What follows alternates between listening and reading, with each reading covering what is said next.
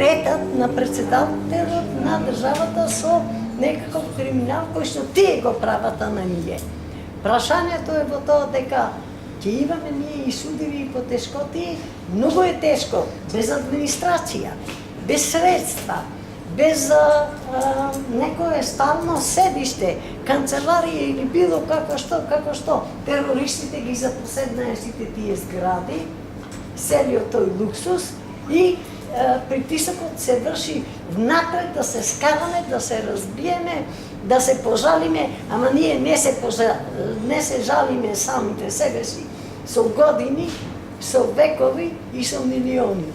Во тоа е одликата на македонците. И мислам дека малиот Александар да го представиме како маскота на отпорот. Тоа дете израсна тука под шаторите. Тоа дете во себе го носи символот на живот. А тој живот ние сме должни да го подкрепиме, зашто сите сме загрозени на разни начини. Имаме одговорност на Александар да му обезбедиме на интернет.